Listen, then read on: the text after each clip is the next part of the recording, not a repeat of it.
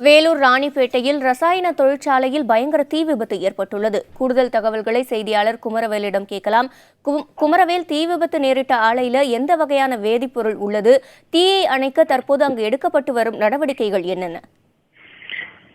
அதாவது வேலூர் மாவட்டம் ராணிப்பேட்டை சிப்காட் பகுதியில் அதாவது குஜராத் என்விரல் ப்ரொடக்ஷன் சொல்லிட்டு ஒரு தனியார் வேதிப்பொருள் தயாரிப்பு தொழிற்சாலை இயங்கி வருது. இது மருத்துவ கல்லூரிகளில் இருந்து எஞ்சி இருக்கக்கூடிய வேதிப்பொருட்கள் மூலம் ஒரு விதமான கெமிக்கலை தயாரித்து அது மூலியமா சிமெண்ட் தயாரிக்கும் தொழிற்சாலைக்கு வெளியில் அனுப்பப்படுகிறது. இந்த தொழிற்சாலையில குறிப்பா சொல்ல போனா பெராஸ்பரஸ், ஹைட்ரனேட் போன்ற அதி வீரியமான அமிலங்களை தயாரிக்கிறாங்க.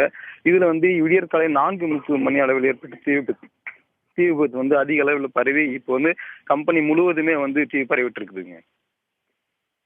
குமரவேல், தற்போது தீயை அணைக்கும் பணி எந்த அளவுக்கு நடைபெற்று வருது? போதுமான அளவு தீயணைப்பு வாகனங்கள் அங்க குவிக்கப்பட்டிருக்கா? அதிகாரிகள் யாராவது அங்க நிகழ்விடத்திற்கு வந்திருக்காங்களா? அதிகாலை 4:30 மணில ஏற்பட்ட தீ யாரும் எதிர்பாராத விதமாக நடந்ததால யாரும் இந்த தீ ஏற்பட்டது பார்க்கல. அதனால தீ உடனே அந்த கம்பெனி முழுவதும் பரவி இப்போ தற்போது கம்பெனி முழுவதுமாக எரிந்து விட்டது. தற்போது அந்த இடத்துல சிப்காட், ராணிப்பேட்டை, ஆற்காடு போன்ற பகுதியில் இருந்து தற்போதைக்கு 3 தீயணைப்பு வாகனங்கள் வரவழைக்கப்பட்டு தீ அணைத்து வராங்க. மேலும் அருகில் இருக்கக்கூடிய ஆற்காடு, வேலூர் போன்ற பகுதியிலிருந்து தீயணைப்பு வாகனங்கள் வர வைக்கப்பட்டிருக்கு. தீ அணைக்கும் பகுதியில் 30க்கும் மேற்பட்ட தீயணைப்பு வீரர்கள் ஈடுபட்டிருக்காங்க.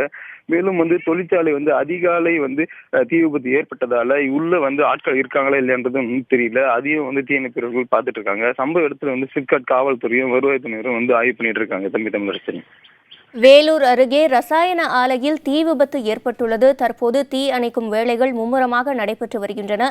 இது தொடர்பாக நீங்கள் வழங்கிய தகவல்களுக்கு நன்றி.